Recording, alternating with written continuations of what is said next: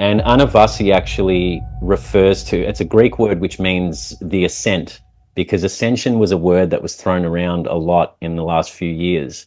And it never really agreed with me because it always seemed like people are ascending to a point and then they're above you. And then if you're not up there, you're down here. And I didn't like the connotation behind it. And then when came across this word and I realized ascent actually means the climb. So it's actually where the work is. And it's not just going up the staircase, it's having to come back down it once you've had your enlightened moment and awakened and reintegrate into a 3D reality. And I think that's where the more important work is, rather than, once you're above there, that's where you're at. You realize everyone's got a story. And as a storyteller, you've actually got a responsibility to layer that in and basically make it as authentic as possible. Because if you're just sort of sitting in a room somewhere with the same production team and you don't know that world and you're writing scripts about it based on other movies that exist, you just wind up in an echo chamber over and over again. Everyone's utilizing the same content like a rinse cycle, you know what I mean? So I think it's very important to tell stories that actually have weight in them. That's a big thing for me. That's new media to me. And the same thing I think is going to happen with film, and it's going to, the Marvel movies and all that are just going to be rehashed shit. And it's going to be over and over the same thing, and people are going to get bored and pull towards something new. There's people who've said this to me a million times where they're like, oh, well, I'm not really a writer, or I'm not a storyteller. I'm like, if you've experienced something and then you told another person what happened, you're a storyteller. You basically just gave someone a rundown of an event that took place. And some people can do it, better than others, and they know how to trim the fat and make it entertaining or put jokes in and make it humorous. But I think at our core, it's just part of us. It's like anything, like all those old Dharma types of, warrior and entertainer and everything. It's all wrapped up in every single part of the collective experience. It's there. And then some people access it and some people choose not to. What have we become? Why do we feel trapped? And how do we rise above it all? In a world designed to keep us asleep, the questions we've long ignored are now unavoidable. This isn't just a film, it's a journey, an ascent to inner standing, to waking up from the illusion that has kept us disconnected from our true selves. We are at a pivotal moment in human history, where we begin to question the narratives we've been fed and reclaim the divine spark within us. At the heart of Anavasi are interviews with incredible minds from around the world. Scientists, trauma experts, holistic teachers, indigenous leaders, public speakers, all sharing insights from their unique fields. This all runs parallel to a beautiful narrative film, showing humanity at their most vulnerable, their most transformative, and at their most empowered. Together, they weave a story of awakening, of breaking free from the cycles that have bound us for generations, and of reaching a higher consciousness. But to bring these vital stories to life, we need your help. Through the Australian Cultural Fund, your tax-deductible donations will allow us to complete this film and share it with the world. Your contribution is more than just funding a film. You're helping to light the way for a collective awakening. Join us on this journey. Contribute today and be part of something truly transformative.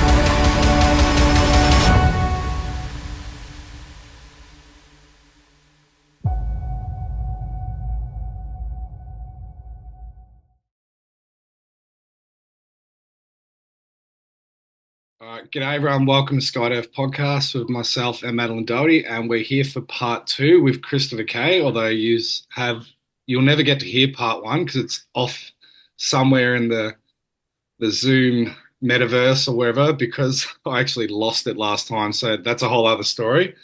But we did record this 2 weeks ago, and as always, when something like that happens, it was the best conversation ever, wasn't it, Madeleine? Madeleine was very, very pissed off, and Chris, I think you took it very well.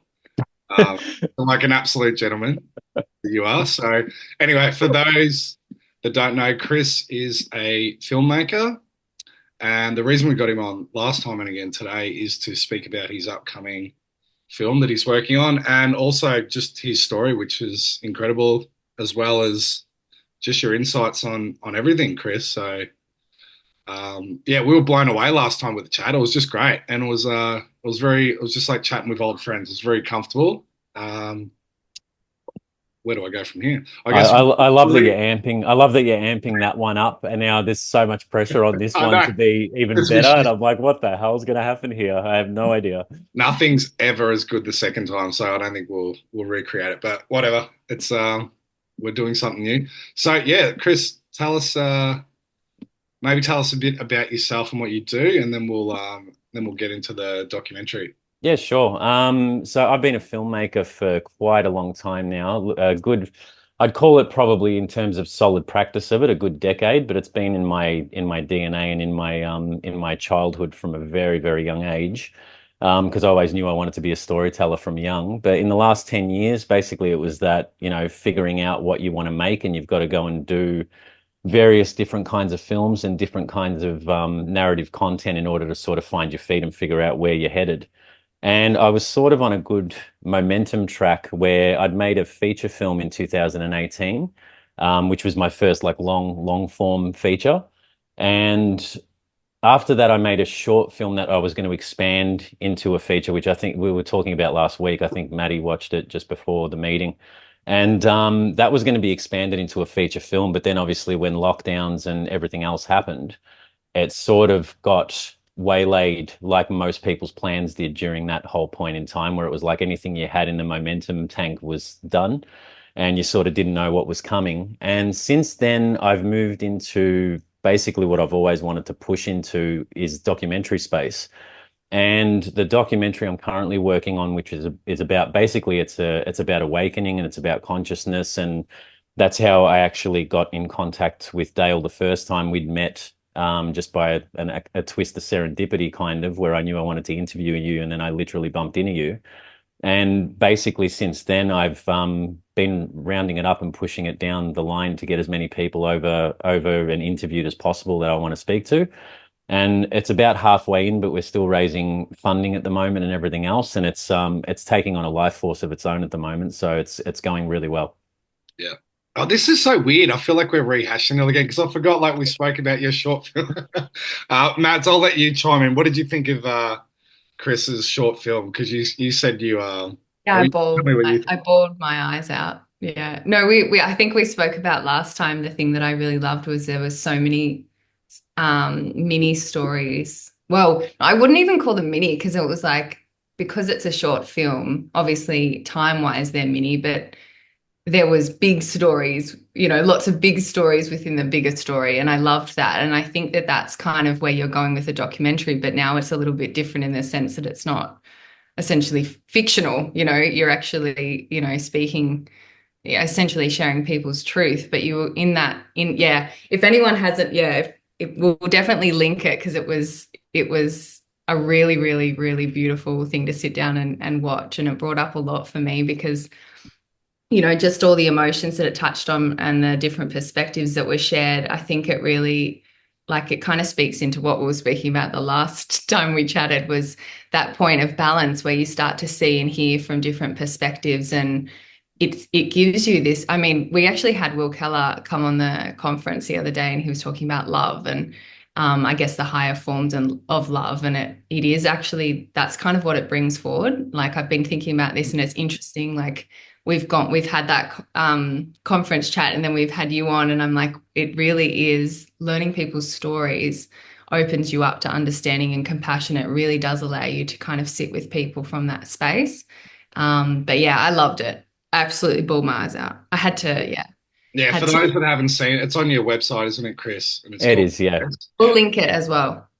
So Um, yeah, sorry, just to cut in there with what Maddie said, it's interesting you bring that up because I think the layering, even in any art form that anyone does that, even if it's not story based, really, even a painting will tell a story, and there's something that's behind it to bring to the forefront. But making that short film where there was a big focus on homelessness and stuff, I actually went around and spoke to a lot of homeless people yeah, and the different reactions, like, some people throw things at you and tell you to get fucked, and other people just, want to actually open up to someone and speak. You get all sorts. And what I learned from it was from that perspective was actually speaking to them like human beings and trying to be compassionate, even if sometimes they're not that way reciprocated. Once you get to that true story of that, you realize everyone's got a story, and as a storyteller, you've actually got a responsibility to layer that in and basically make it as authentic as possible. Because if you're just sort of sitting in a room somewhere with the same production team and you don't know that world and you're writing scripts about it based on other movies that exist, you just wind up in an echo chamber over and over again. Everyone's utilizing the same content like a rinse cycle, you know what I mean? So I think it's very important to tell stories that actually have weight in them. That's a big thing for me. Mm. Do you think it's common in filmmaking for, I guess, that kind of in the field research to take place, like for people to go? Because I know in some like novels that I've like fictional novels I've read, like people have gone and spoken to different people. Or do you think it's like a weaving of that or people's own perceptions, or what do you think the process is on the most part? And do you think it's an intentional thing that people choose to actually like what you went and did, I couldn't imagine everyone doing that, you know what I'm saying? Like, so do you think that that's a general process when it comes to filmmaking or even like writing? I think it does. Writers, yeah, I see it a lot more in writers, Mm. weirdly, than the actual people who pick up a script and turn it into something. But there's one constant through all of it. You're basically injecting your own experiences through the Mm. veil of someone else anyway. So I don't know how someone would react in that situation without guessing, but I know how I would react.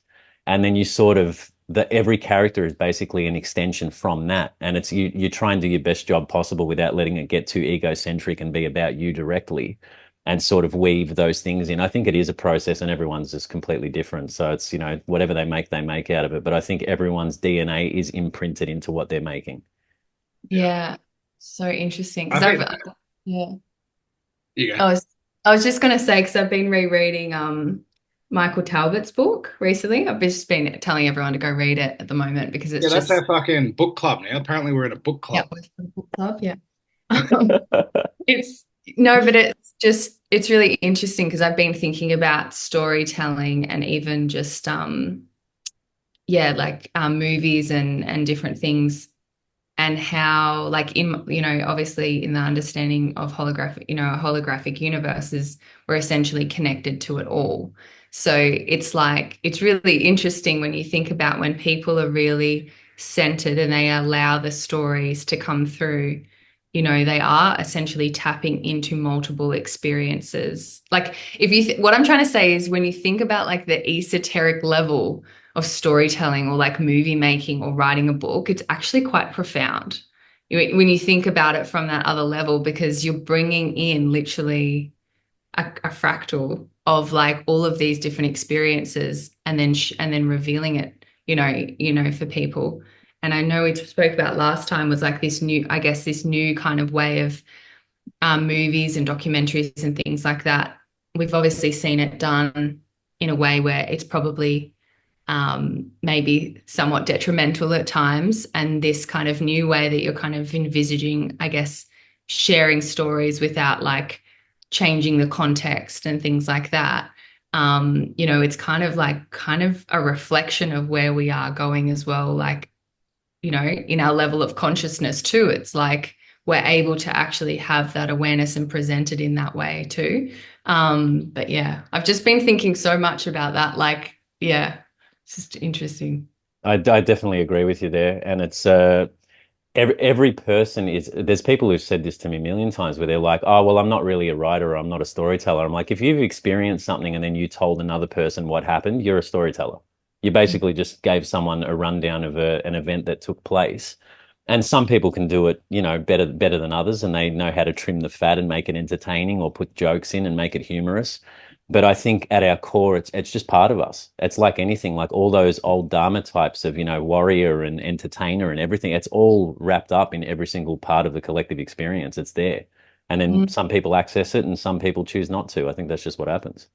mm, yeah. That's how we learn through storytelling. Is that if you go back to like tribal stories or reading the book or like or religions based on the book, and then the modern storytelling of cinema and documentary, it's huge. So, Chris, can we touch on because I think we spoke about last time, but obviously this documentary, it's been in the making for what, about 4 years or whatever.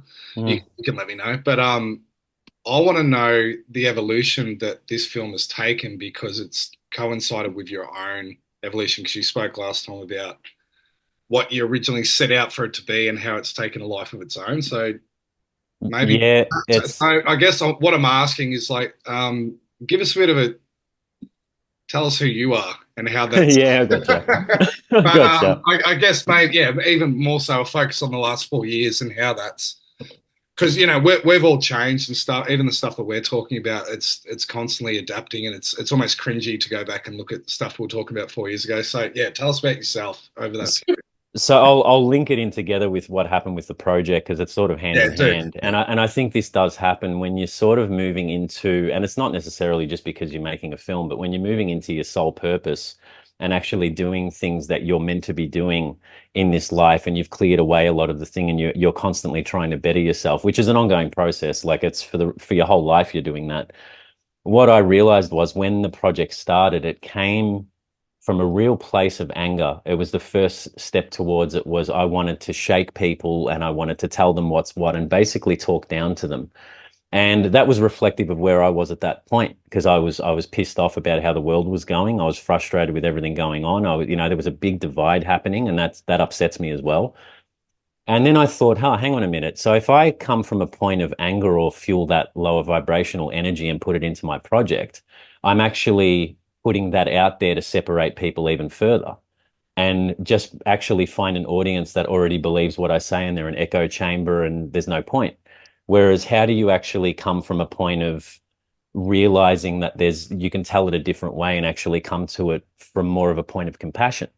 And what happened to me then, because during that point, I think, Dale, you were the first interview I did, and we've already spoken about this, that I remember I rang you and I said, um, that interview we shot, and you straight away, because I was ringing you to ask if we could reshoot it, you're like, yeah, I want to reshoot that. And I was like, beautiful, very good. So Did we've I both say that we've both first? grown since that point, I So think. I'll just quickly set the scene too, because I said it last time as well. But you've like asked me to come down to Carlton or wherever you were, Yeah. and there was like blockade of cops, and there was like military checkpoint to get out of Melbourne. So it was in just to let people know the context of that time and that period and what was going on.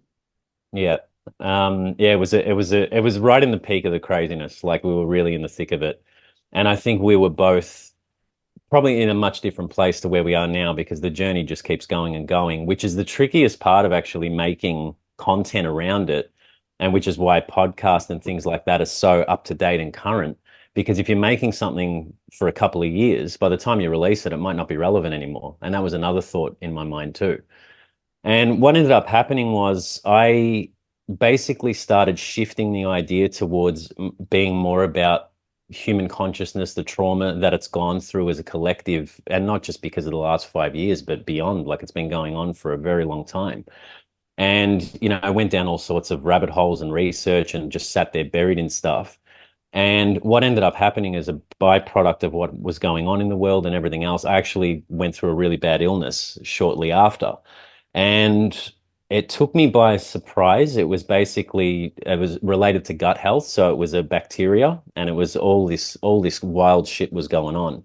And I had to pause basically everything. And I've never had a fear of death, but that put me to a point of probably the most scared I've ever been. Because I'm a person who's come from a point of control, especially being a director of film, is like that's part of your job is you need to be able to control the set, control the lighting, control the actors, control how things are said and put across in the editing.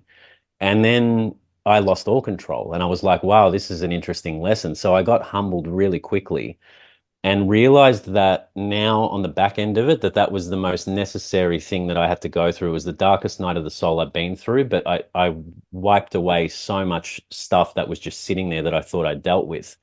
And what's come out from after that is I've gone back into the project, which took some time to get back to. It was a good year and a half hiatus, and started realizing that the voices that I needed and how I need to tell this story is to reach people and meet them where they're at on every kind of level. So not get up on a pedestal and talk down to them, basically tell them that, there's other people who have gone through what you've gone through.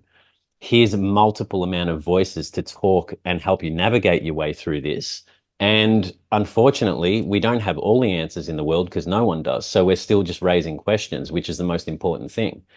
And once that's taken its own volition, basically, like anything that comes from that divine place where you start going from that inner core and you're doing it all properly from the inside out rather than the outside in, the stars aligned for you. And people I had on my interview list where I thought, there's no way I can get this person. How is this going to happen? Then all of a sudden, I'm interviewing Julie Santel, a very close friend of mine who's a trauma counselor who I interviewed. And she knew one of the other people. And she's like, oh, the neighbor who's two houses over, he basically goes up to the Northern Territory and meets with this person all the time. I'll go get him now. And it was done within a day. And I was like, okay, well, this is getting crazy. And it hasn't really stopped in that flow, which is how I know I'm on the right track, because it was a really long sort of hike through a very traumatic experience to be able to come out of that and now throw the ladder back to people and go, hey, we can help you hold your hand through this and basically give you some answers that you might be looking for, which is what the most important thing is to me. Well, do you know what I pick up from that is what you kind of thought was coming out of it at the start was something for that time. Do you know what I mean? But it had to be released then, whereas this is what you're working on now. And I'm not putting words in your mouth, but it's like you're working on something that's going to be timeless. That information is going to be. It won't matter if you watch it 10 years from now, right? There's going to be information. There's going to be stuff in there for everyone. That's it. That's an ongoing choice, Dale. You're spot on, and it's an ongoing choice. And I've even to the point where one person who was on my list for a while actually went very hardcore political and sort of killed off a lot of their old work and just jumped into that arena. And I was like, you know what? I haven't lost respect for them, but I don't think they're right for this anymore. And I have to sort of make those decisions as it's evolving. It's an ever evolving thing. And it's exactly what I want it to be, is timeless. And the stories, there's a narrative story that'll play out across 7 chapters with while the documentary's happening. So it's basically like 2 films at the same time when you watch it. And what those stories are going to be is something that you can go back to in 10, 15, 20 years time. And it's the reason I know you be able to do that is because if you go back 30, 40, 50 years from now, it's still relevant. So it's something that needs to be there across the board rather than, oh, here's everything we focus on now. Because what I see now with a lot of whether it's religious, political, anything like that, there's this, let's separate further, separate further, separate further. And that's the opposite of what I want to do. I actually want to unite, if anything, and bring people back together to find their true self. Yeah, I love it. That's powerful. So, go, Matt. Oh, I just want to we're being very polite without not interrupting now. So yeah, I even saw Madeleine just put on mute before, so jump in. Not to jump ahead, but I want to know, Chris, what your vision is for the future, like for this work. Like, do you want to continue doing documentaries? And if so, like, what do they look like? Or like, have you been like, not to just skip past this, but I'd just love to know what your like bigger vision is that, you know, you sort of feel bubbling, because I'm assuming it would come up occasionally, you know, while you're doing this, and I guess like ideas while you're conversing with people. I'd love to know, like, yeah. I feel like I'm a different person than I was 5 years ago. And the main reason being, I always thought I had everything planned, where I was like, this is the life path. I'll do this project in this year. I'll do a feature, then I'll do this. Everything was meticulous. And it's that Capricorn nature in me. I can't help. That's what's been ingrained. And the more I have pushed into what I'm doing now, where people go, what's next, and ask those questions, it's endless possibilities. Because it's like, if I'm the way that this one's come together is when I've been perfectly in flow and letting it sort of, I know it's got me. It's sort of just, I'm going with it. I'm moving with the tide. Dale actually said this to me a while ago. It's something that you said to me a few years ago that stuck. And you said, it's either people are swimming against the current or it's swim with it. And I just like to float. And I'm like, well, floating's much better, because it's like you're still going in the direction you need to go, but you're allowing, you know, something greater than you to carry you, even though it's still internally you.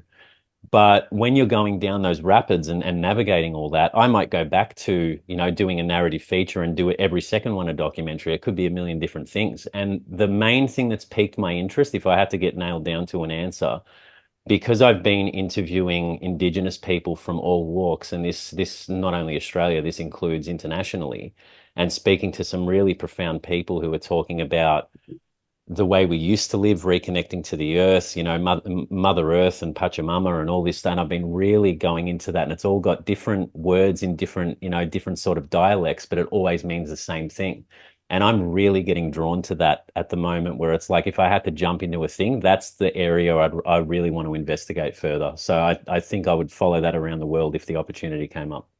Mate, I can tell that's why. You just seem like you're in a really great place now, and I think that it's just so interesting that that's your interest peak at the moment, Hmm.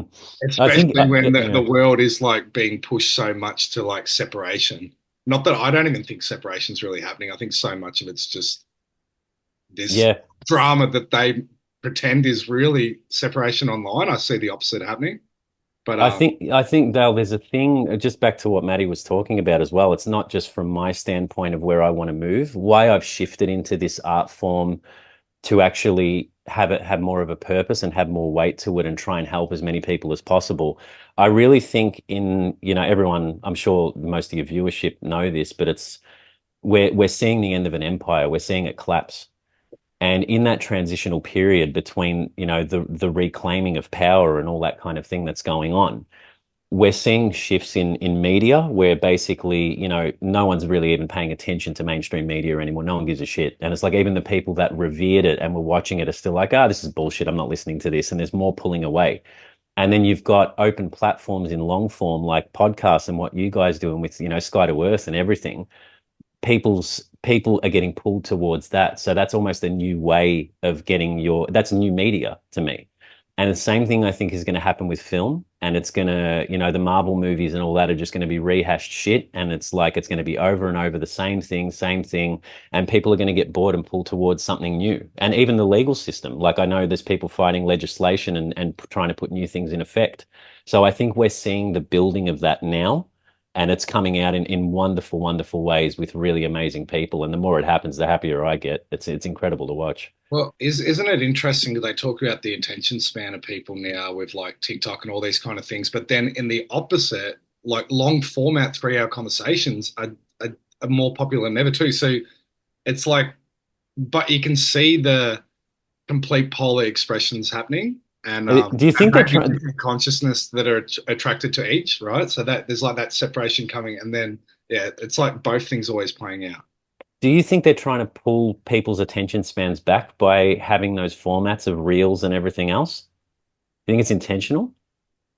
I think it's definitely part of it. I think the main thing is what that does is it makes people very passive and they don't achieve things. So like it makes like setting it because all goals, all things like worth achieving take a lot of time.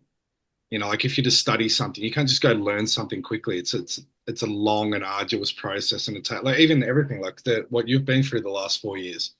Whereas it's almost like training you to get it quick, sharp. It's Same like as same as AI to some degree, you know what I mean? Like when it's used incorrectly, which a lot of people are doing it for, and it's, they're helping it replace their own jobs or whatever else. They're not actually retaining the skill anymore. Like the skill's going away.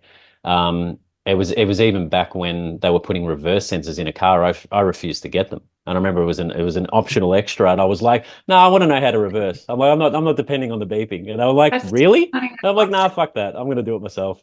they're really annoying, aren't they? My last car I got was the first one I had it, and it's got the side ones and the back ones, and then if you go over the middle light on the line on the road, it starts beeping, and it's just beeping all the time. And I think with people like us, we don't like being told what to do. It's probably not a good idea, Actually, Yeah. can I ask you a quick one now? Like, I mean, without me knowing, like, I don't know cinema, but I love it, and I guess like movies that I loved as a kid, I've gone back to so many of them in the last several years, and I just see them with a whole new light. So I guess I want to know like what are your favorite movies? And then I want to know like due to knowledge of like how they put this unbelievable layering within stories. Are you aware when you're creating a movie that are you intentionally doing that as a filmmaker? Because I don't know how they do this a lot of the time. I really I'm like, think is it actually unconscious that it's because Mm. I've heard this from someone else that Question.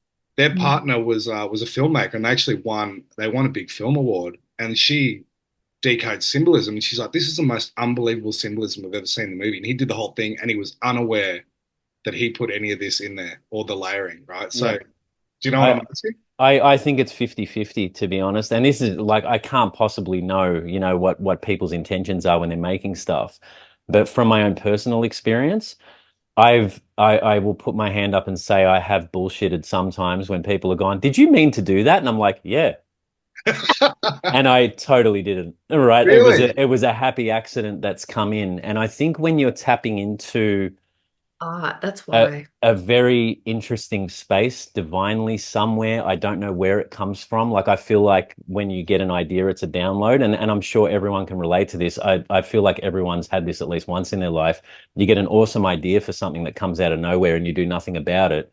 About 6, 7, 10 years later, someone's invented it in another country on the other side of the world and they can't have possibly stolen it from you. You never wrote it down. Yeah. And I think it's just in the grid and it's going to worthy vessels as a conduit. And I think when you're in the flow state making these things, that these kind of things do. And that's not to say things aren't intentional. Like the stuff that I'm going to be layering into the documentary, I've got, chaos planned for just putting in as much layering as possible in the audio bed and in the visuals and everything else.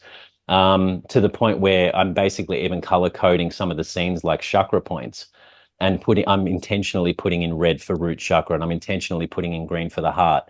And these are things that I think of, but I'm sure more will come out, and I'll even be surprised myself. Yeah, It's just there'll a be other byproduct. layers. It's crazy.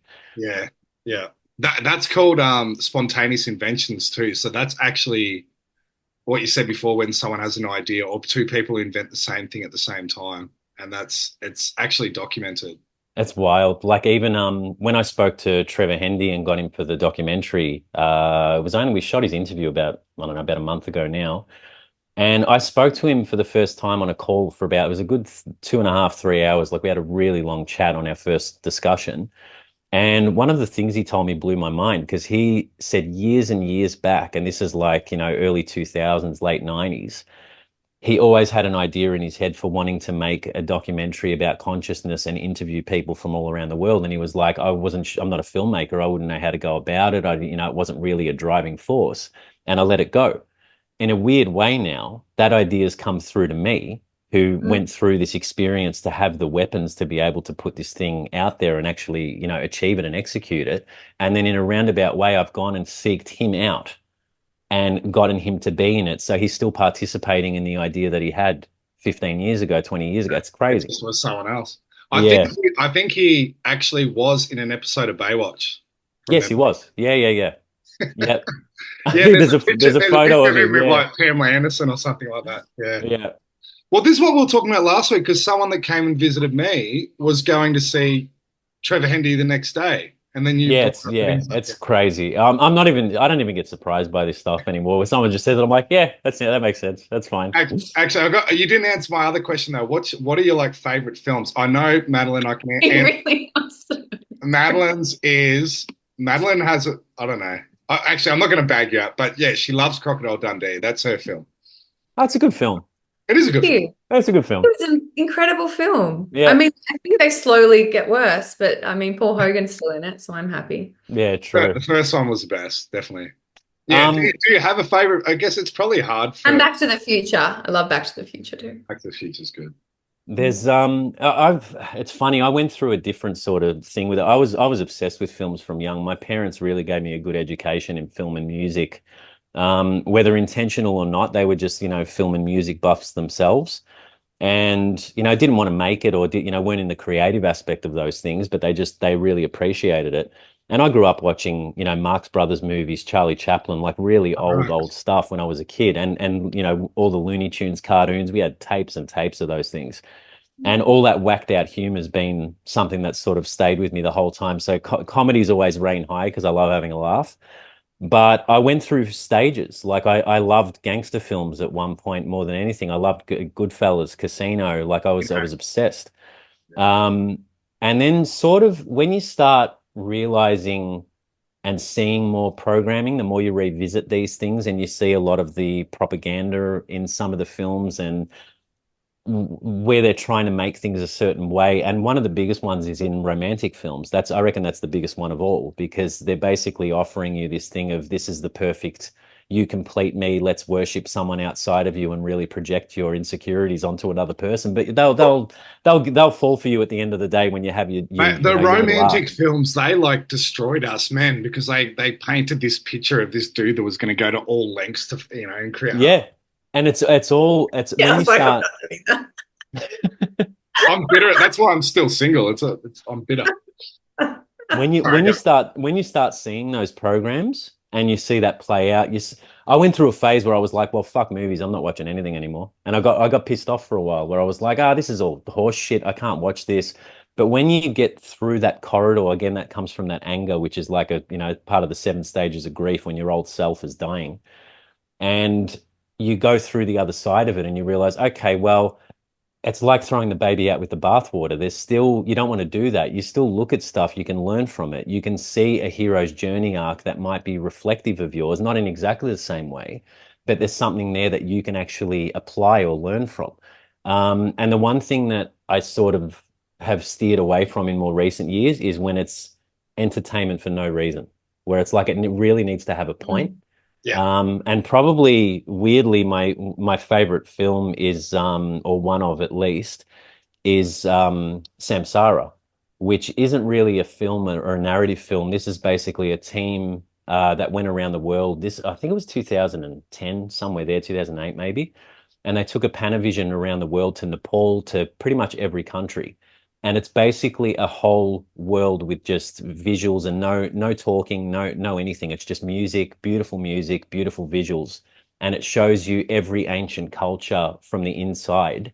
And I don't know how the hell they did this. It was basically a 4-man team, and they took Panavision cameras back then were huge, like they weighed a ton. And it still to this day holds up as one of the best pieces of work I've ever seen. It's unbelievable.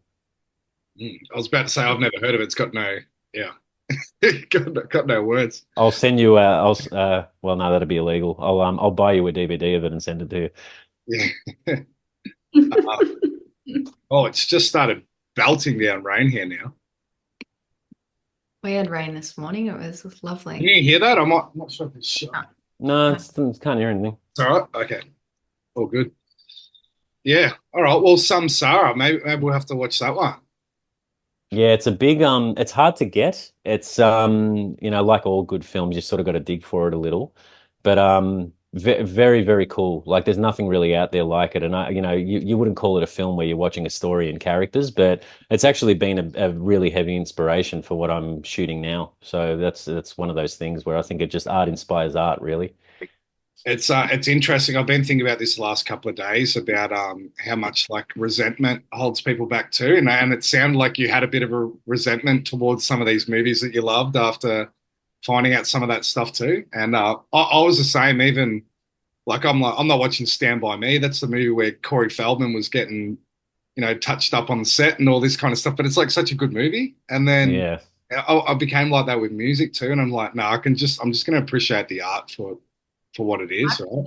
I've gone through that for so long with movies. Like I reckon 10 years or something ridiculous. And then like I sort of had a moment where I was like, okay, I'm going to start watching Netflix like 4 or 5 years ago. And I put it, and we chose this movie, and it was like a cannibalistic movie. And I was like, I'm done. I'm done. Netflix is probably the worst place to start, to be honest. Yeah. Well, 5 years ago, that was kind of like, Yeah. that was what was available. But yeah, and then recently I've become a little bit more open to things. I started watching that new series, Territory, or whatever it's called. And it's like an Aussie drama series. And it's driving me a little bit nuts because they're sort of like creating a perception around people living on the land. And my hubby keeps pointing out everyone's got new akubras, so all I can see is like these shiny akubras, and everyone looks like they've just been dressed up and put on set. And so I'm not really enjoying it too much. So I'm looking forward to the future Chris K platform where I can watch all my movies. Hey, so Chris, do you want to so tell us about the title of the film? Because you told us last time as well, and the meaning behind the title. Yeah, it's a real crazy story behind where it came. I actually can't remember when this happened. Like I can't remember where it came from. It just fell out of the sky. And Anavasi is actually a Greek word. What I was looking for, or at least, open to, was I just wanted a word where it wouldn't relate to anything immediately when people saw it. So it's basically giving a word that already exists in another language its own meaning in an anglicized way. And Anavasi actually refers to, it's a Greek word which means the ascent, because ascension was a word that was thrown around a lot in the last few years. And it never really agreed with me because it always seemed like people are ascending to a point and then they're above you. And then if you're not up there, you're down here. And I didn't like the connotation behind it. And then when came across this word and I realized ascent actually means the climb. So it's actually where the work is. And it's not just going up the staircase, it's having to come back down it once you've had your enlightened moment and awakened and reintegrate into a 3D reality. And I think that's where the more important work is rather than, once you're above there, that's where you're at. Because anyone can disappear with a group of 20 people and go away and live in the mountains. And it becomes an echo chamber and you learn nothing for 20, 30 years. It's like I'll just remove myself from society. There's no point. But when you go into situations that used to give you an emotional reaction and you can sort of plateau through them and observe it and let it pass by, I think that's the road to enlightenment more so. Chris, this is blowing me away. Now, Madeline, do you remember the conversation we had with Will Keller yesterday, 2 days ago? He spoke about love, and he said love is action, and love is both the journey and the destination. So it's exactly what you're talking about. Yeah. And it took me a while until someone said something really incredible to me, just in passing. It was a random conversation. But they said that I've always had that, disposition that hate is the opposite of love. It's actually not. Fear is the opposite and hate's a byproduct. And it's that when there's fear, that's a low energy vibration that can be, harvested. That's where that comes from. And love is the polar opposite. But unfortunately, both of them have to exist. It's that dualistic nature of the universe where you can't just be constantly in that state. That's where everyone thinks that they can get to and stay there and force themselves through it. I think you've got to jump around in a few different sandpits every now and then and realize what you're missing or what you need to move towards and just keep growing. Did you? I'm trying to think the title. Isn't there a? Have you put a triangle in there? I've got the poster here on the I'm wall. trying to think. It's No. it's a mountain with a staircase in it. Hey, if you, Um, yeah, it's still. I mean, yeah, yeah. yeah, I was trying to think of it. Yeah, okay. yeah. Because it means, so you say Anavasi means the ascent. Hmm. Because Yeah, I'm even thinking in the hero's journey kind of thing too, because like this, the ascent is like the second half. But yeah. you're saying it relates to the descent as well too. Yes. It's like, a loop is not necessarily always a circle. You know what I mean? You can just turn around and come back the way you came. It's still that return home. So it sort of covers a lot of those markers as well. But it was the craziest part of all of it, which I do hate mentioning this, but it's just so funny that it made me laugh. I had that name and I checked it and I looked up everything and I'm like, cool, okay, no one seems to be really utilizing this. This is great. I think there was one mountaineering company in Greece or something that was using it. And I'm like, that's fine. And I bought domains and I got everything sort of squared away and I did all my artwork and I drew the main artwork and then turned it into a digital painting. And then all of a sudden, about a year later, just out of curiosity, I checked and a company called Ascensio, as in ascension without the N on the end, formulated a COVID test called Anavasi. And I couldn't stop laughing. And I'm like, how hilarious that I've come up with that name. And then there's a complete polar opposite of something from that side of things. Yeah. And for a moment, I was like, maybe I should change the title. And then I went, nah, fuck them. Like, I'm doing this. I'm going all the way. Yeah, but So, yeah. it also just shows because we talk about like, there's this natural kind of layering and then there's this synthetic and how it's like there it kind of reveals that Yeah. in the fact that that name has sort of come through to you where it's manifesting in that way and then the name is manifesting on that other side, which is really interesting because I know I listened to your podcast with Nick Gibson and you mentioned around relationships and that came up a lot, doing the filming and all that.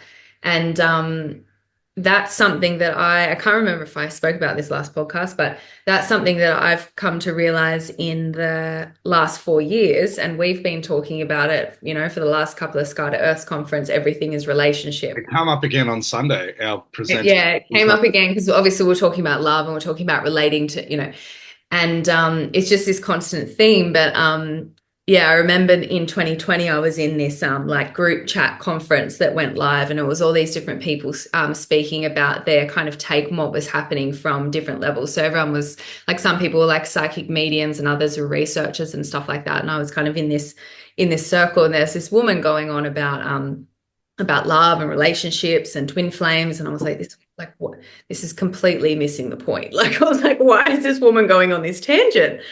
And it's like so funny because like 4 years on now, looking back, I'm like, even though she, I guess, had the kind of jargon of new age, and maybe it was wrapped up in some of that kind of stuff that was a little bit misaligned, the core of it remains true to this day, that the last 4 years has literally been all about relationship, whether it's relationship to self, to other. We've seen like things happen within partnerships, marriages, families, countries. Like, it's literally all been about relationship. And I see relationship as law, like natural law, because it's how we relate with this reality. And then you look at like corona, the crowning, and you look at like the left and right hemisphere of the brain, which is relationship. And that's why I find it interesting, because you've named it that.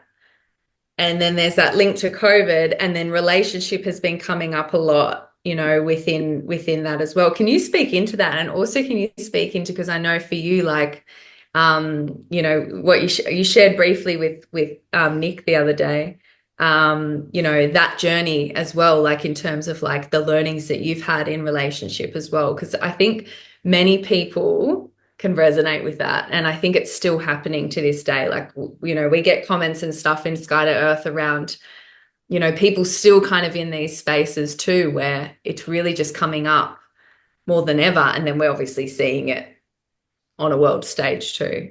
Yeah, Yeah. absolutely. There's a real interesting thing that like, it took a while for me to see it, but this whole everyone using this sentence of speaking in your truth. I'll get round to relationships, but the whole speaking in your truth way that people express that, it doesn't mean you can just be an asshole to whoever you want. It's like, this is the person I am. This is my truth. So fuck all else, and it doesn't matter, and I'm not open to anything. What I've had to sort of see from that side is that people that I've interviewed, and getting a ringside seat to some really brilliant minds and being able to just, listen to them for 2.5, 3 hours, is that when you're in that space, and I was coming off the back of, a breakup during, lockdowns and everything else. So there was a lot that I was moving through. And the one thing that automatically, to stop yourself getting into a space of hurting yourself further, is when you go into that victim mode without even realizing it, and come from a point of, oh, it's the other person's fault and this and that. And this isn't just romantic relationships. This is across the Yeah, board, yeah, no, I right? know. Yeah, I know. It's Yeah. the blame in relationship, right? And that's a big thing. And it's even blaming things outside of yourself rather than taking responsibility. It's a real shirking of responsibility. And as I went through the process, even talking to, a trauma counselor and other people, and I sat there with a ringside seat to it, the one thing I noticed, especially coming from that point, was there's so many people that are not taking responsibility, but they're really in pain. And then I realized, shit, I'm in pain. And I'm carrying a lot of stuff where it's like, nah, I'm strong. I'll move through that. I've got other things to worry about, this and that. And then you consider all your options around closing off those areas of yourself a choice, because you like it, but realistically, you're scared to get hurt again, or whatever it might be. And what I got to learn from people by listening to them talk about that kind of thing about relationships was, every single person I've spoken to who's apparently, like, I revere them and I revere their intellect and how they speak, they're just as damaged. They're all flawed. Mm. And you see, when you get to their real stories about where their flaws are at, that we're all trying to figure it out, and that's okay. Everyone does it in their own time. And once you really break through that boundary of realizing that the world around you and the people that are in it and your relationships with people are a reflection of you, and those parts of your subconscious that you haven't dealt with, or those parts of your shadow that you haven't integrated into your own life, and it's blown back at you with the harshest mirror possible, That most people get stuck there. And I was stuck there a long time without realizing. It's not that they're not conscious of it. I just don't think they've been rocked enough to be able to put the ego away for a minute and actually step over that in order to get to the other side. And once I've done that, I've become the happiest I've ever been. And it's like I'm still, I've still got my bad days. There's still ups and downs. But it's a thing of, okay, each day and every relationship will be what I make it and what I put in. And I'm really blessed with, great friends. But in terms of the romantic department, yeah, I'm still working it out. And it's like everyone's got their balance and where they need to go. And that even includes our relationships with our family. You know what I mean? Like that's another thing that's ongoing. It's the best test of life is if you think you won't have an emotional reaction, just go spend a weekend with your parents. It's an old quote and it's true. And it's like you love them, but it's the triggers are there, and that's when you start working through those pieces, you really start rebuilding in the right direction, and relationships get better. No matter what the playing field is, it's always going to get better. Yeah.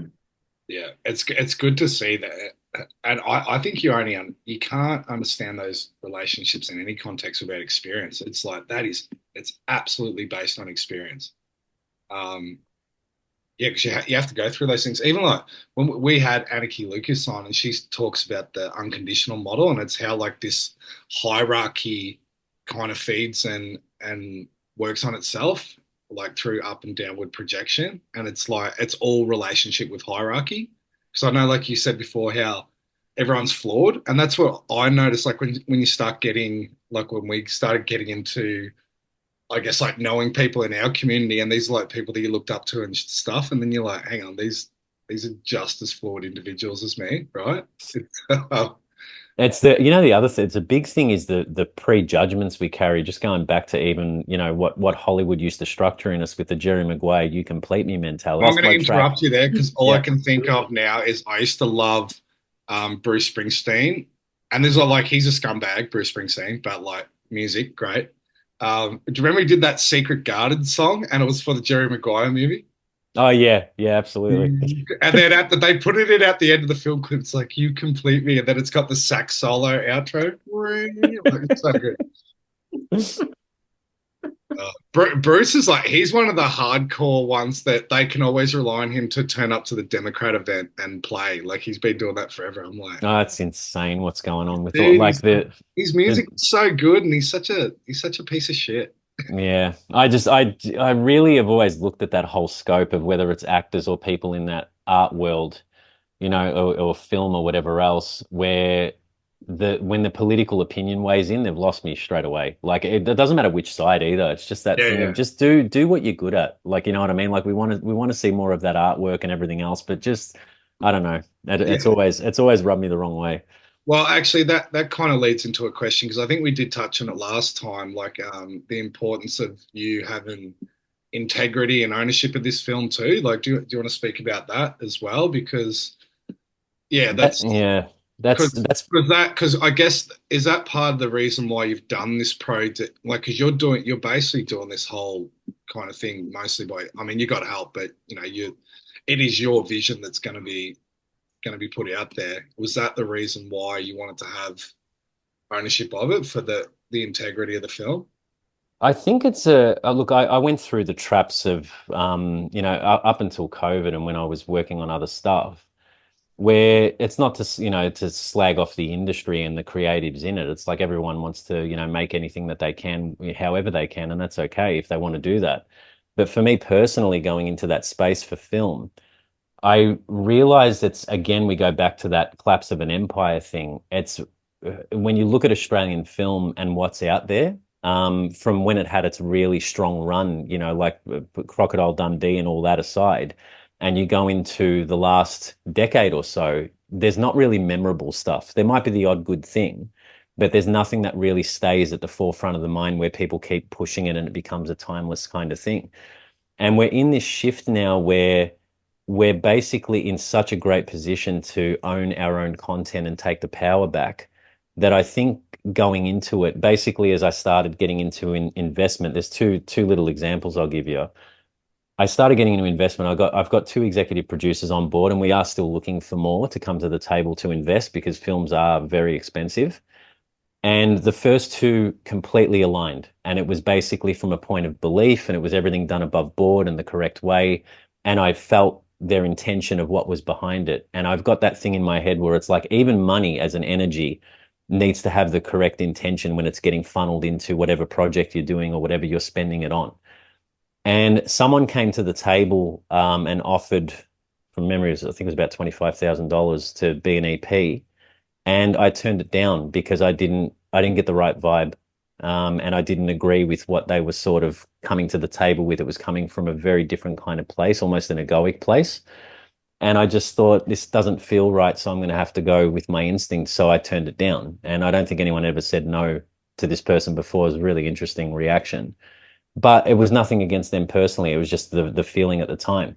And looking at government funding bodies and people who, funnel that money, there's still, it's not always a creative input, but there's always something attached to it. I can't really explain it. There's something that's attached to that funding going through that thing. And then I know where with a background in marketing, it's like, no, I want to approach it this way, and this is how I want to do it. And then you're basically just blocking every step of the way, and then having to renegotiate your terms each time.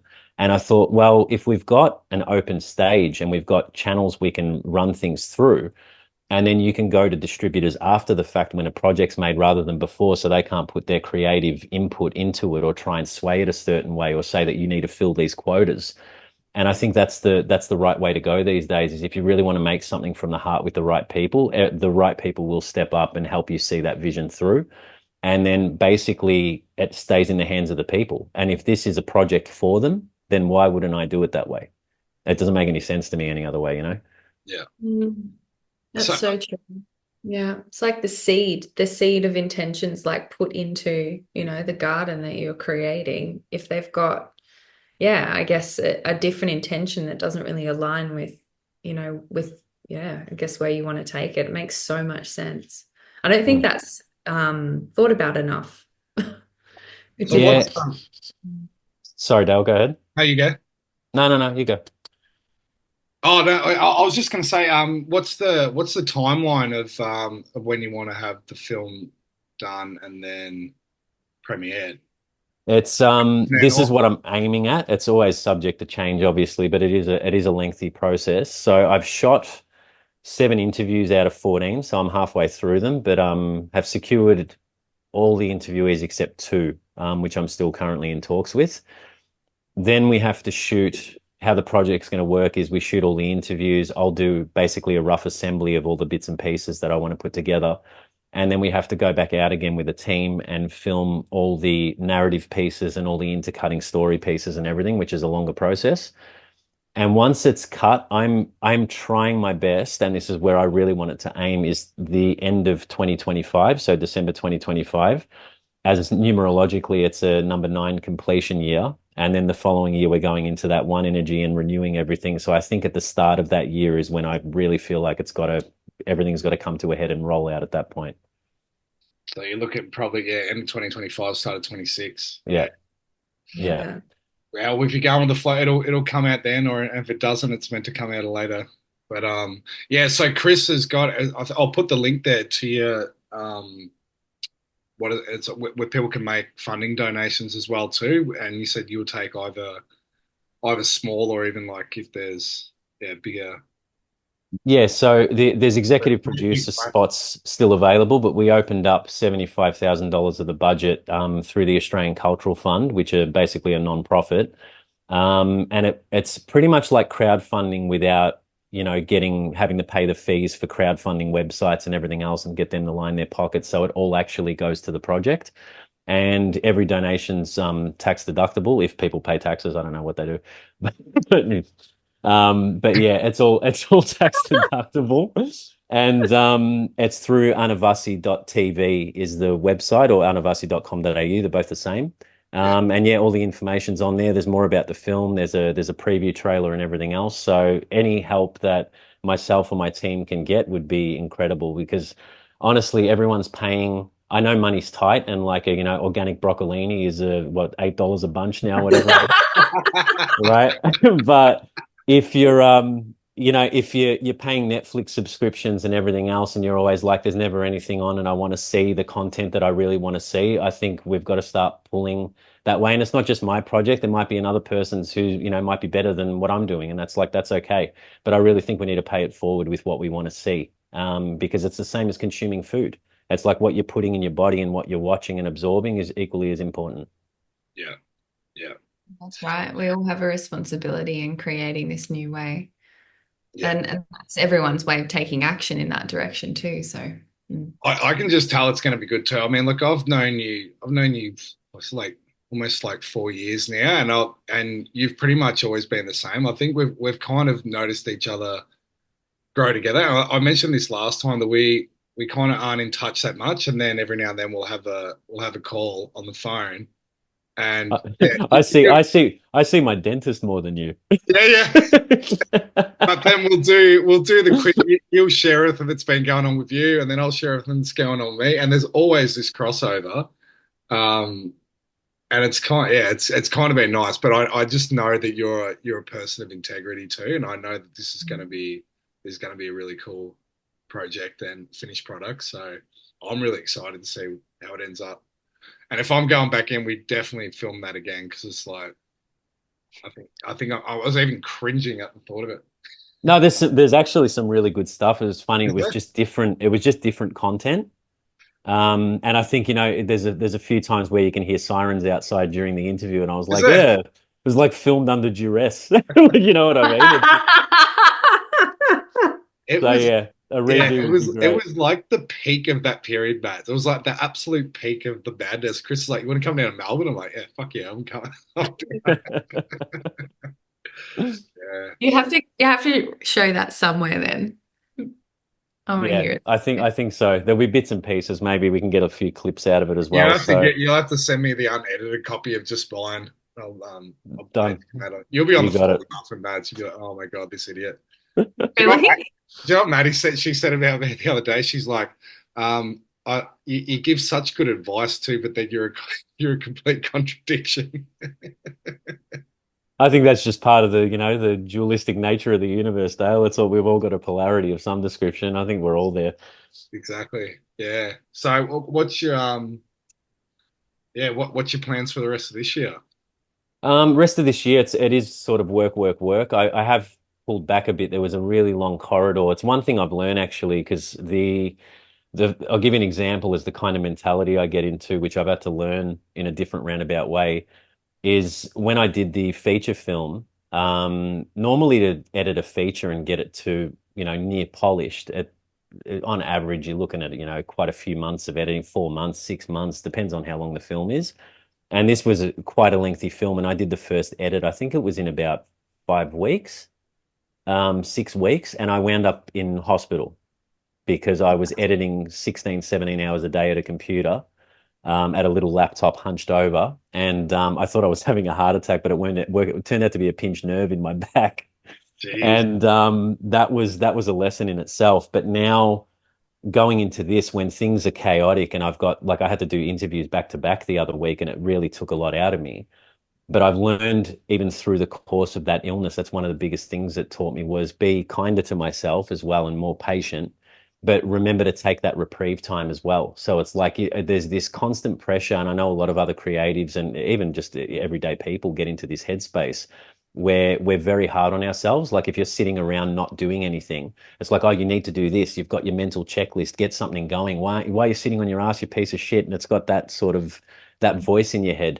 And as soon as you realize you can be still without that and there's nothing to feel guilty about, I think that just gives you that energetic flow to move into that next chapter. So it's almost like a perfect, you're riding that roller coaster really smoothly from that point. And that's how the rest of this project's going to play out for me, as well as the rest of the year, is just as it comes, tackle some challenges and then taper off and relax and keep doing that over and over. Yeah. True. Have you got any advice on, like, because you were really, really sick with your health problems, weren't you, over the last couple of years? Yeah.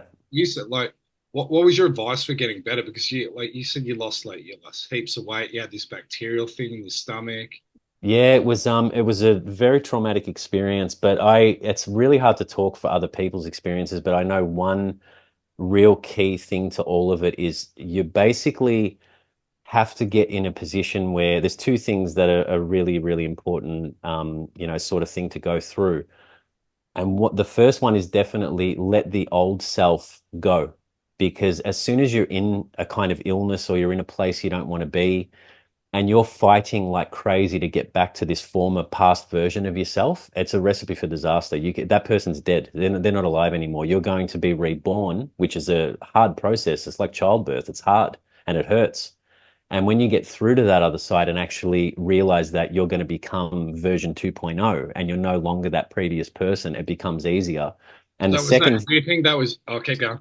Yeah, sorry. And the second thing is when you go from Western medicine or whatever you want to move towards, and you start going into natural healing modalities, which I'm all for, right? I know sometimes those things can take longer in a roundabout way, but they're always a better approach. I think it's really easy to go from using external crutches from Western medicine and then completely going over to the other side and then using that as exactly the same modality, where you're basically saying that, oh, without these vitamins, this will happen to me. And if I don't take these supplements at this point in the day, I'll be dead tomorrow. And it's like, it's not the case. And you do need assistance. I had some incredible people, even in reflexology and all these other areas, that really got me back on my feet by helping me learn about the vagus nerve and stimulating that and getting me back into that sort of groove again, and getting your body to relearn through trauma and the neural pathways that have been formed at that point. But as soon as you realize that there's that polarity of, wow, I'm still giving up my power externally to something else, that was the turning point for me when everything changed, because I was going to naturopaths, this, that, and went on too long. They got their point and their purpose, absolutely. Yeah. But as soon as you get well, just remember your body is the thing doing the healing, not the drug you're taking or not the supplement you're taking. And then, if you get a cold, take vitamin C then. You don't need to be dumping zinc every day and taking all these things. And so I think people are doing more harm than good when they do that, to be honest. I call it the constant need for healing. And you see people that go from the medical field and then they jump over to alternative medicines, and they're as hell fast in that as anything. And then you see it in new age circles too, and like the constant need for an energy adjustment, like just constant. It's like, when's this equilibrium come? It's like, do you know what I mean? It's a constant chase, and I think they're better off half the time. It's called holistic, but it's, if you think about it, it's actually not in the way that the alternative health space presents it. Well, it's an imbalanced relationship, like when you're talking about relationship. But it's just what Chris said. It's just a transfer of authority or power from, allopathic medicine to alternative. And I always think about this story. I can't even remember what book or where I heard it, but it was speaking about this young Aboriginal boy getting sick, and I guess the tribal healer or wise man gave him some herbs. And he said, this will help the pain. So it was kind of like showing him, we'll deal with the physical issue here, but let's go work out, why have you got that stomach pain? So let's go for a walk. And so they went for a walk, and he was like, what were you doing today? And the little boy took him on this journey of what he'd been doing over the last little while. And anyway, what ended up happening was they walked up this stream, and they actually found that there was a dead animal in the water, and the animal had got there because something else had happened up the way that had got the animal in trouble to then be dead in the water, that was then causing bacteria in the water that the whole village was drinking from, and so on and so forth. And so the message was you can, use these physical, medicines to help you to, like you said, to boost you, to get your lymphatic system going again, all of these different things. But when we look at holistic medicine, if that little boy just got rid of the stomach pain and went on his merry way, what was happening upstream was going to continue to make other people sick. But it wasn't even just the physical thing of the carcass in the water. It was why that carcass was there, which was because of a miscommunication in a hunt, in a hunting. They went hunting and they didn't go to the right path, or they weren't in the right area to go hunting. And so really what it comes back to, which Mark Passio talks about a lot, is the plane of causality in the mind. So instead of following that alignment and spirit and the song lines of where to hunt, they've hunted in the wrong place, maybe from greed or excitement or whatever, which is then throw this animal across block, so on and so forth. And so, do you know what I mean? So that's holistic, right? Because you're looking at, okay, the little boy's getting sick from the stomach, but what's happening physically, and where has it come from? And it actually comes back to, like it actually comes back to a misalignment way down the river. And like, for me, that's how I see real healing should be. But in the alternative space, it's like, take this pill, take this remedy, take this supplement, take this, and you're good. But it's like, well, why are you getting sick? What's your environment like? What's the community like? And how has that come about? Like, why is community like that now? And that's what I feel like is missing in that space. But yeah, I always think about that story. I cannot remember for the life of me where I read that, but I'm pretty sure it was a book. Now we'll just make it yours. It's a good one. You can own that. Yeah, cool. Maybe I'll write it down somewhere. Yeah, it's unreal. That's exactly what the process is for everyone. That's what I had to go through, is basically analyzing each step back. But there also comes a point where you have to get out of that analysis paralysis as well, where it's like you're looking for constant things of what caused what, and how you can get really obsessive about it really easily. And when you sort of get past, the victim mentality, and you get I think it's the perfect triangle. It's basically getting your physical sense, your emotional state, and your spiritual side aligned. And it was like I had to do work on all three simultaneously to bring that up. If I just work the physical and I'm not dealing with the other two, there's going to be an imbalance and there's a problem. So as soon as you're through that sort of looking glass and you start seeing it, I think it's a matter of just live your life. Like you don't need anything unless you're unwell or something's happening and you have to raise those questions. I forgot for so long what it was like to feel normal. I was like, I don't even know what it is anymore. It's been that long that I haven't felt that. What's the feeling? And it's when you don't think about it. It's literally like when you're in traffic driving and you zone out for 40 minutes and go, how did I get here and not kill anyone? You're in that flow state, you know what I mean? And once you do that with your health and you're in a good stead, I think all the rest just fixes itself. It just takes care of itself. Yeah, that's right. Love it. And there's never usually one cause either. No, never. How often are you ever in just that perfect time and you just sit there and go, fuck, it's all just going really nicely at the moment. I've worked it all out. It's all balanced. Never. You never appreciate it in that time. I reckon I'll get there once I fix my back up a bit. I'll just walk out and just breathe the fresh air. I've been going to an exercise physiologist, man. Have you? What's wrong with your back? Wow, he reckons I've actually done my disc. I thought I just had sciatica, but that's actually just because I've done the disc. So. Have you always had ongoing issues with your back? Has it been a thing through your life, or is it only recent? Yeah, I've had little niggles. He said because my core's pretty strong, so he said it's not as bad as it would be if you weren't strong. Do you know what I mean? But it's because of my knee. Did me knee when I was younger. Yeah. That's what he thinks the cause is, but yeah. Yeah, that's probably. He's going on the hero's journey, so we'll just let him. He's been carrying the burdens of the world on his back. That's where that weight's coming from, I reckon. I've had a regression lately, haven't I, Mads? But I'm back. Yeah, I'm always like that, one step forward. Yeah. Had a regression. That's okay. Seasons of life, all the seasons. All right. Well, I think we might wind it up. I don't know if this was better than the first one. I have no idea.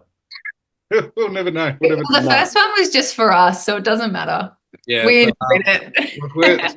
I mean, you just got so much good experience and knowledge to share. I think, Chris. I think probably even just the process of making this film, you must be learning so much going through it. So, yeah, we've loved this chat, and I think Madeleine's asked you to come on to our private chat next time on Earth, and then you can be a little bit more. You can just fully open up there. No one's going to say nothing. Got names. Yeah, that's an honor of the highest. I'm telling you, it's awesome. Yeah, I'd love to. No, I think they would really love you. Actually, it might be good. Yeah. Might be good to have you on even with someone else, like a round chat. So, but yeah, for people that want to check out the film and also your other work, can you let us know where Yeah, of course. So basically, for the project of the documentary, Anavasi.tv, Anavasi, and any social media, Instagram, YouTube, it's always Christopher K Film, as in Kay. So Christopher K Film, and the website christopher-k.com. Nice. And I like that you go off Christopher because we had a chat with Charlotte who does soul contracts a Oh couple of, yeah. and she was talking about how people have these derivatives of their name and these are kind of like they can work through different alters within the personality. I think it does And change because since then, I've been calling Madeline much more. But yeah, Yeah, and it throws me off sometimes. I think it's true. I think it really does matter what you refer to yourself as, and what you stick with. Christopher's my birth name. That's what I was named at birth after my mum's father. And apparently that's what everyone called me. I don't remember this up until the age of 5. And then someone called me Chris in prep and I started crying. really? And then for years after that in high school, if someone called me Christopher, I'd start crying because everyone called me Chris. So I used to get pissed off about that. So And now I'm just like, I don't give a shit. You can call me what you want, but I'm going by Christopher myself. So yeah, that's fine. when did you in your adult life start introducing yourself as Christopher? What was that? You're gonna laugh. It was when I had my awakening of sorts back in 2010, and I had a near death experience. Really quick side. So I don't know if we've got time for this, Evan, Go, but you Oh, gotta go into it now. You can't. um, 3 hour podcast sort of thing. You can't just- my this was the first real run into an area where I went through a pretty full-on breakup at this point. There was a lot that happened in the space of about 5 years. We had 7 deaths in our immediate family in 3 years. So it was like dominoes. It was like a lot of people passed away. Dad's both his younger brothers in their 50s just dropped dead from an aneurysm, like really full on. And whilst the second uncle was in hospital, with a brain bleed, basically, I was driving to work because I had to run the family business at the time and I wasn't doing anything creative that I wanted to do. I'd sort of detoured away and I was quite lost in life and I didn't know where I was headed. It was like, oh, stop chasing pipe dreams, don't make films, you've got to get your reality sorted and everything else. And then I was in a car accident, that nearly killed me. And my car got split in half and nearly pushed through a house and I got out without a scratch. Now, the guy who was driving the car was actually one of my closest friends in primary school that I hadn't seen for 20 years. And I'm not making any of this up. Oh my gosh, I just got shivers. I then got taken to the hospital. So I'm in emergency and my uncle's on the 6th floor and we're in the same hospital. My dad spent the night there because they said my uncle was going to die any minute, basically. And he died a few hours later from memory. I can't remember if it was exactly then. And then that opened up that whole thought process of if I died then, and this is weird because I don't have a scratch and my car is basically in half. It was a little hatchback. And I was like, I don't know how the hell I'm walking around. But I checked myself out. I didn't even let them x-ray me. I'm like, no, I'm good. And they're like, really? And I was like, I'll sign whatever you want, just let me out. And I sort of went and had a coffee with my mum in the lobby of the hospital. And then I went through, it was probably a couple of years that had to pass, but I went through a really open space and I started talking. I met a psychic and I became really good friends with her and we started going into journeying together and doing all this stuff. And she opened me up to a lot of things on that side. And I saw that's when I really started shifting by going by Christopher because I felt like I'd gone into my intention and my purpose here. And it's, taken some detours along the way, but that's what led here. And that's the story behind that part of it. I mean, there's so much to unpack around that too. You actually like Wow. Did you get to that? Like, so you almost died. Did you go, okay, I've got to change my life now? Did you go Yeah. through? Yeah. Yeah. It was straight away. It was basically my parents sold the business. I even saw that the grief that they'd gone through, they basically hadn't traveled much up until that point. It was like they'd been to Singapore on their honeymoon and then they were working together and they were in a business together. And it was that thing of how many more people have got to die before you two start living your lives? You've been living it for your children, like it nonstop. And it's like go and enjoy. Like you've worked your ass off, go enjoy. And then when they went and did that, I was like, wow, I better take my own advice here as well and actually start doing what I want to do. And that led into, overseas travel for me and really getting into that. Here's where you start that mission of finding yourself. Before then, I felt like I was sleepwalking. And it was like I was still open to things and questioning stuff, well Yeah. before then. But this Yeah. was just that catalyst where I think it starts with a little tap on the head. And if you don't listen, it slaps you in the mouth and then it gives you a punch in the face. Then it roundhouse kicks you. And I copped a car going through an intersection at 80. to snap me out of it. And I was like, okay, I'll listen from now on, I promise. And Mm. that's where it's stuck ever since. And since then, I feel like it's once you move into that space of not really worrying about it, other than the illness, which I thought I'd had everything sorted, and then it's like, oh, you still got this one to worry about. I don't think it ever ends. Yeah. No, You're always in the definitely. cycle, and in the Yeah. last 5 years, it's been amplified to such a degree. It's not only gotten louder, it's gotten more, consistent. And we used to have like, back then when it was either car accidents, like, wow, you remember that bad era into the summer of 2010? Wow. And now it's, hey, you remember the fortnight 2 weeks ago? We're fucking going through this shit again, aren't we? And it's just this, and it's chaotic, but that's where we're at. It's very amplified right now, but it's the fastest growth corridor you could ever go through. I think it's a really beautiful thing. It's not bad at all. I'm just thinking Mm. what Charlotte said too, because I don't want to misquote her too, but it's like when you go back to your full name, that was like, and even Georgina speaks about that. Is the name is like that's like the soul contract that you come through with, right? So it's weird that you went down the path of Chris, and then you had this big dramatic experience, and then so you went back on the path that you were meant to go on, and then at the same time changed your name to that as well. So that's Yeah. yeah, it's And that's great. a pivotal thing too. Like that's even like this symbolic kind of representation of the car splitting into. Like there could have been Yeah, one yeah. timeline. Well, one timeline did end for you, I really think it did. you I know, really like think it did. yeah. And yeah, I mean, yeah, I'll tell you very that's quickly pretty cool. a follow on from that where I learn about what layering there is in a subconscious or a simulation or whatever you want to call it. There's a million ways this could go. But what I started seeing, I spoke to this healer that I was hanging out with at the time. I got into some really interesting places with people and was just very, very curious. Curiosity led me everywhere. And I was like, I need to learn more. I want to know what's going on, but I need to feel it as well as know it. And I got told to look out for synchronicities and symbols. And I studied philosophy when I was in uni, like first year, and I thought it was just a muck around subject. And it was like, hey, just, this is where all the stoners go and this is fun. And then all of a sudden it's, you're learning about Carl Jung and everything else. And synchronicity came up and I'm like, oh yeah, see, I've learned about it, but I've never seen it applied and I'm not understanding. And she goes, just keep your eye out for certain things that are going to appear in your path to let you know that it's got your back and you're in the right sort of stead and you're moving in the right direction. And it was every day for about, I want to say at least 3 months. And it was in a weird season where you don't normally see them. I saw a butterfly every day.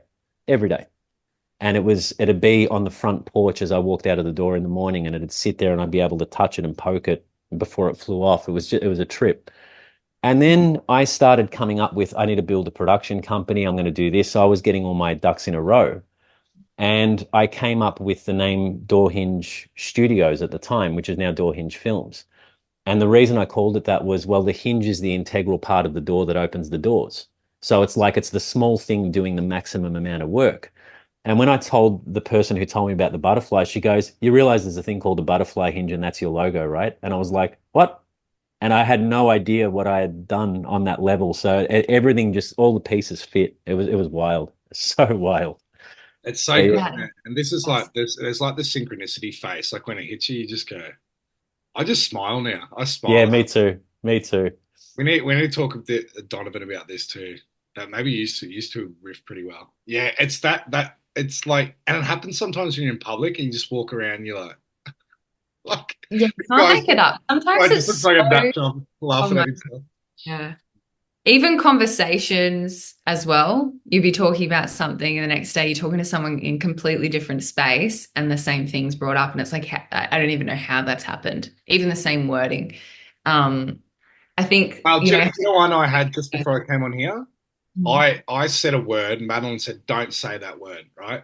I texted her, and she said, "Don't say that word." Oh, Just yeah. before we got in here.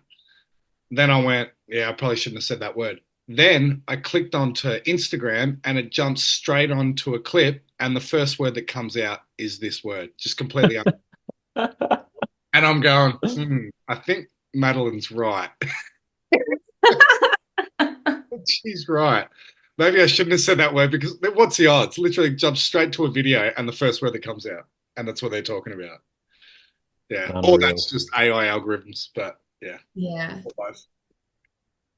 But it's, yeah, I mean, that's our access to the field, isn't it? Like we're kind of, I think that's when we're, how the psychic said that's when you were like, it's got your back or whatever. Like I see that it's like you're in flow and you're kind of in that space that I think all the philosophers and all the mystics have spoken about through the ages to getting to that point. I think like when you're seeing those synchronicities, that's when you're in that state, because it's like you're in that's when it's kind of like you're seeing through the simulation. You're actually in that state. And I feel like that's how the ancients used to live. And that was normal. And now we're like, oh my God, but it's actually like, it's because we've kind of like forgotten and gone off path. Like we're so blown away by it. But like back then it's like, of course, like, of course. That's why I love the journey of the book. Like when you start reading a book and then you put it down and then everything you read for those 20 pages is just popping up everywhere. And then you go back to read another, you know what I mean? Yeah. And the whole book just takes you on this synchronistic journey.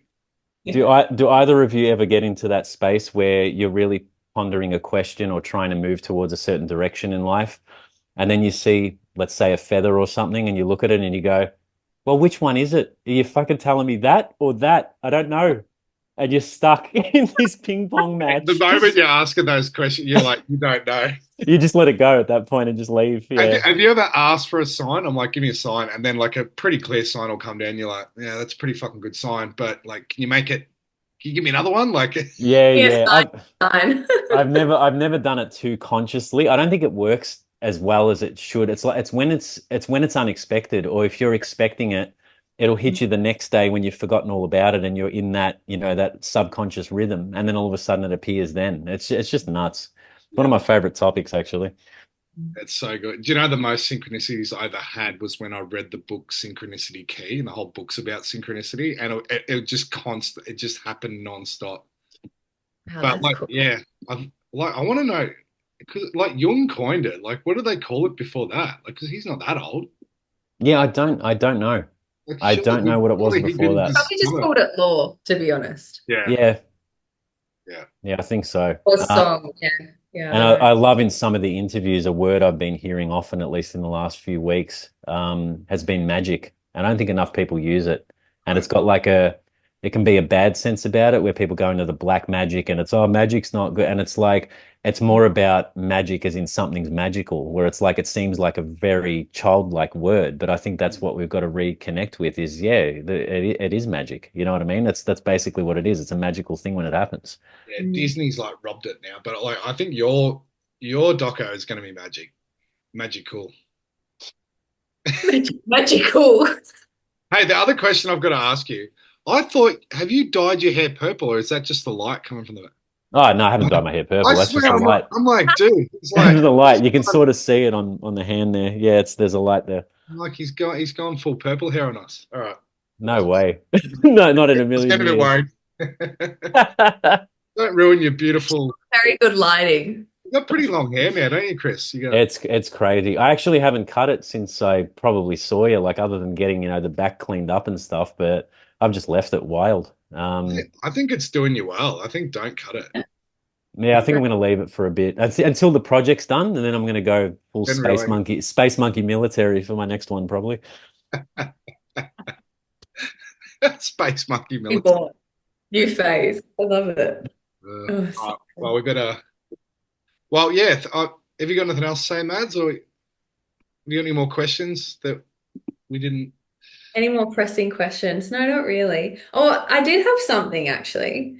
And it was, you mentioned it briefly around, I've been diving into Annika Lucas's work. I sent you a little bit about her and Dale mentioned it before.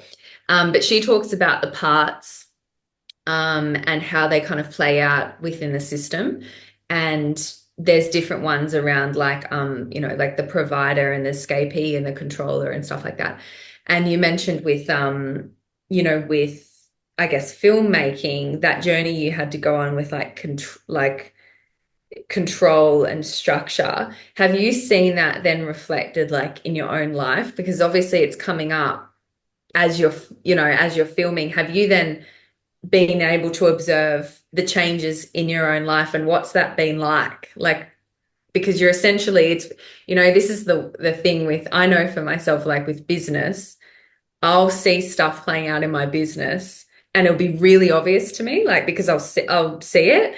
And it's not until kind of, I guess, taking that silent moment of observation, I'm like, oh, it's in every area of my life that it's playing out.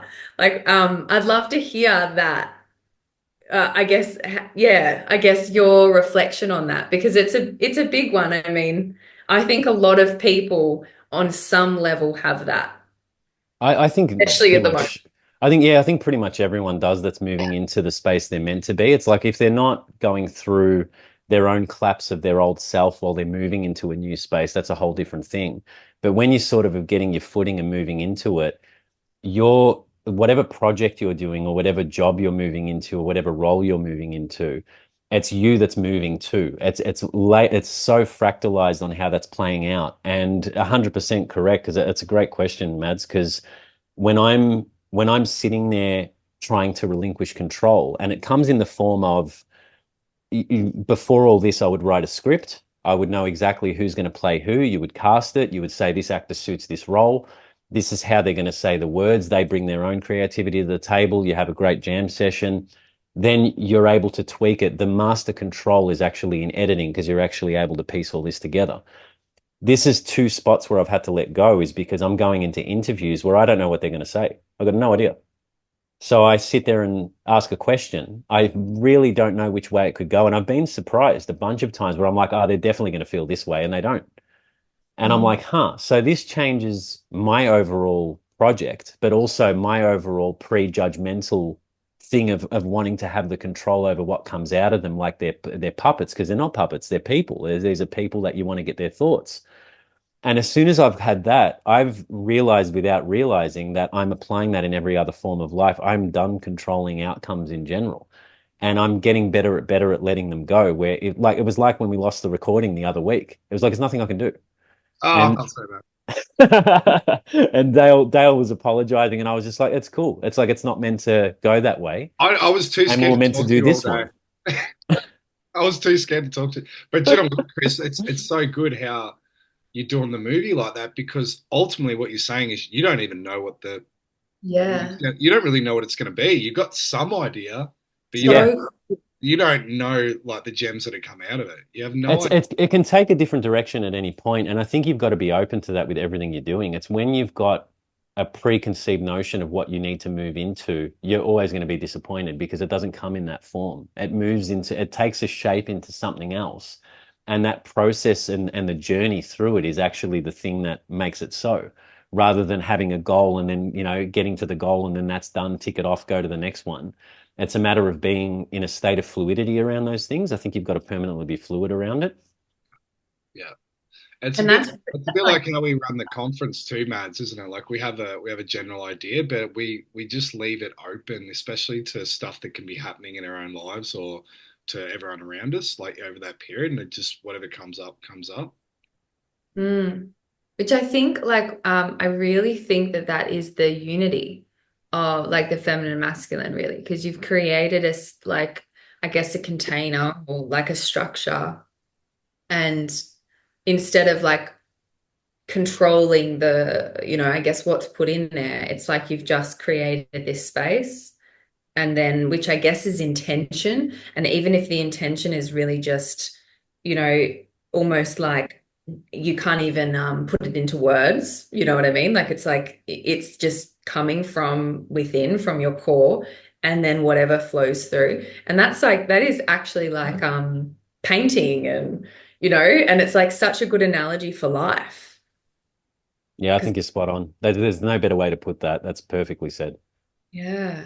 Yeah. Because I think people at the moment are struggling with the whole "we need certainty." I'm noticing that come up within myself. Yeah.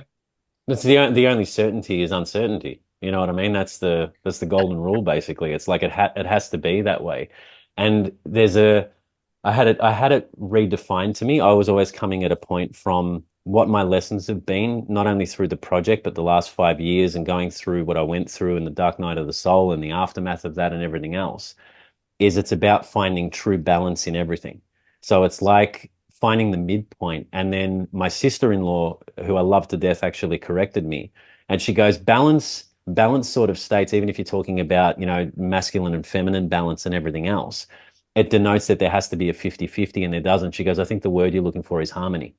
Yeah. And I was like, wow, that's a really good point. So it's about harmonious outcomes in terms of having that space to move into those things. That's where it all comes from for me. That's been the biggest one, I think. Wow.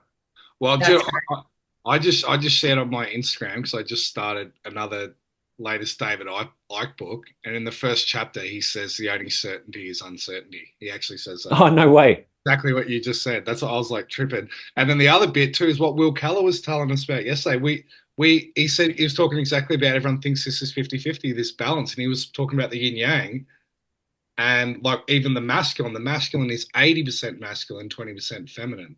They're like the I don't want to start digging into other topics here, but isn't it it's incredible just crazy. that You've got all about of us, no matter where it is on what side of the world, even if we're not communicating and we're all finding our tribe groups and whatever else we're doing, and we're doing the work and we're moving towards what we're meant to be doing, yeah. that all of us in a weird way are in the same leg of the race, and we're all discussing the same topics. I reckon if I didn't talk to you guys for 6 months and I went off with my own group of people and then came back, we would have a very similar outcome to get to that 6 month point without even having to discuss it or be in each other's field. Chris, there's an absolute confirmation on like even all the people that we speak to. It's not even, you can almost throw 95% of it out, and there's some fucking gem there that like they all hold. It's unbelievable. Like when I still can't get over like the stuff Will was talking about yesterday. It was just like my heart was just singing. And then I've seen so many different people, and they're like completely interrelated researchers, not even the same topics, and they're coming to the same conclusions, right? And then it's just, and I know you know this, Chris, because this happens to us, right, all the time. It's crazy. Yeah. And it's, I mean, the ones that are arguing over such thing, this is where you see that other side of this too. They're all talking about the same thing, but they've got different words or yes. terminologies for it. And I'm like, oh, fucking stop arguing. It's like you're talking about the So same goddamn true. thing here. It's so true. Even like you Drives me see, I've nuts. heard it like numerology, been getting numerology a bit, and then so all these numerologists come in. That's not what it means. The four means this.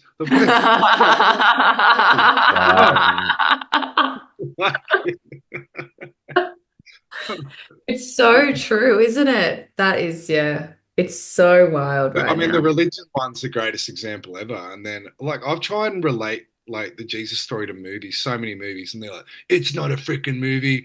I'm like, "Oh my god, man!" Like, fucking, like this story's everywhere. It's Yep. everywhere. It's in the Yeah. building blocks of reality. It's like it's in nature. But anyway, we'll Yeah, go off, we'll go off on a whole other topic. Oh, wait, are we ending it now? I've tried ending well, it yeah, to three be times. continued in the Sky to Earth conference. So. Yeah, so I was going to say come join Sky Earth, but we're closed now. So for those of you that Oh, are well, I said people could join for the first 2 weeks because then otherwise it's too much to catch up on. all right, well, do we give them a discount if they join now? Yeah. Dale is the discount. All right, well, I will leave that in the notes. So yeah, if you want to hear more of Chris, come and chat. It'd be good. And yeah, it's just pleasure, mate. Absolute pleasure. And I just pray to God that this recorded. Likewise on both of those counts, yes. I'm glad to be here and talk to you both, and I hope it fucking recorded. Hey, Absolutely. if it didn't record, we are not doing this again. We are not doing this again. No, I Oh, kept shit. checking up in the top right multiple times, like, yep, it's recording. Yep, it's recording. It's like PTSD kicking in. Yeah, I feel. Do you know what I felt? I felt bad for you. Like personally, I didn't I know care. you spoke so, I mean, you spoke, you kind of made up for it then, but I was like, it wasn't so much what we said. We just talked crap as per usual, but like you just spoke so fluently and I was like, oh man. Oh, You can't have lost that. You can't have lost that. That was a great. I was so pissed. And then I asked like 5 hours later, I was like, so did you find it? No. Because that's what happens in the past. Like It's I was had like, happened in the past. it's lost. And I'm like devastated, gone through the stages of grief. And then the next day it's like, found it. Okay. Cool. Oh, cool. Well, do you know what, Chris? You could even, if you want, I could play. Oh, it's not your trailer, but like that little clip of. Yeah, sure. So I can actually clip that on the end of here, so we can play that as an outro instead of our stupid down on the Riverina. Yeah. So if you want to send me that, that'd be great, and I'll put it on here so people can have. Probably down arena. No, well, we can have both. Anyway, go check out. We'll put links. Chris's link. We'll put Chris's links below. So yeah, definitely go check out his work. And thank you so much. No, thank you both, and you're doing amazing work, and good luck with the rest of the conference and everything as well. It's always unreal talking to you both. So my pleasure. Always a pleasure. Legend. Yep, likewise. All right, catch you later. Yeah. What have we become? Why do we feel trapped? And how do we rise above it all? In a world designed to keep us asleep, the questions we've long ignored are now unavoidable. This isn't just a film, it's a journey, an ascent to inner standing, to waking up from the illusion that has kept us disconnected from our true selves. We are at a pivotal moment in human history where we begin to question the narratives we've been fed and reclaim the divine spark within us. At the heart of Anavasi are interviews with incredible minds from around the world. Scientists, trauma experts, holistic teachers, indigenous leaders, public speakers, all sharing insights from their unique fields. This all runs parallel to a beautiful narrative film, showing humanity at their most vulnerable, their most transformative, and at their most empowered. Together, they weave a story of awakening, of breaking free from the cycles that have bound us for generations, and of reaching a higher consciousness. But to bring these vital stories to life, we need your help. Through the Australian Cultural Fund, your tax-deductible donations will allow us to complete this film and share it with the world. Your contribution is more than just funding a film. You're helping to light the way for a collective awakening. Join us on this journey. Contribute today and be part of something truly transformative.